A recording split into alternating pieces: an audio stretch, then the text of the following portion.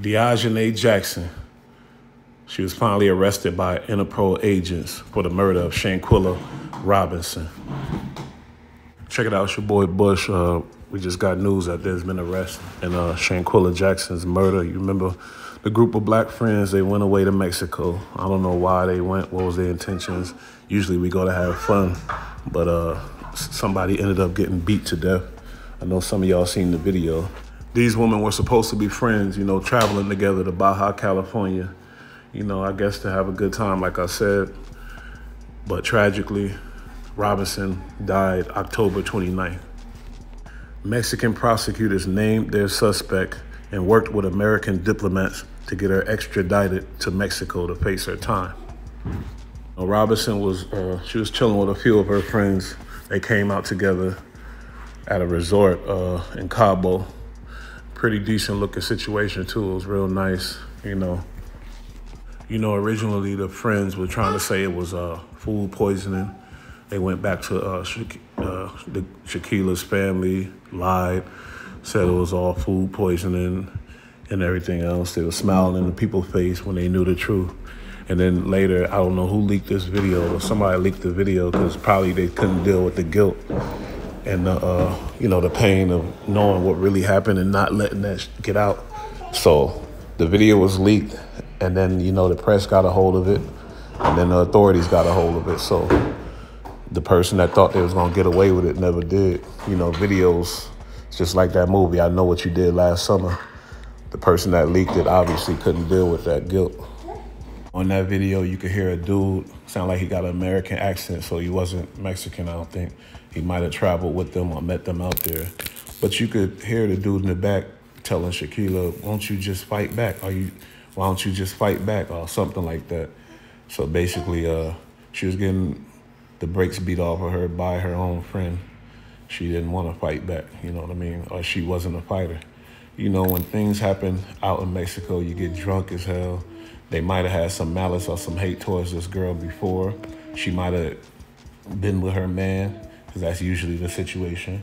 And she found out, it ended up getting out of hand.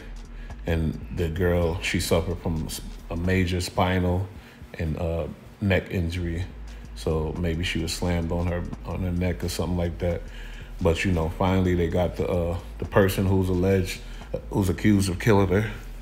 And if she did do that foul stuff, hey, it's gonna be locked up abroad. Another broad locked up, but you locked up abroad in Mexico. It ain't pretty out there. It's an ugly situation. You ain't gonna visit.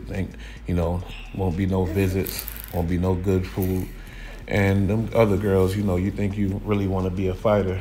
The Mexican girls got something for you behind. But that's just a sad story. I was analyzing it and really thinking about it. Friends traveling, and then somebody don't come back.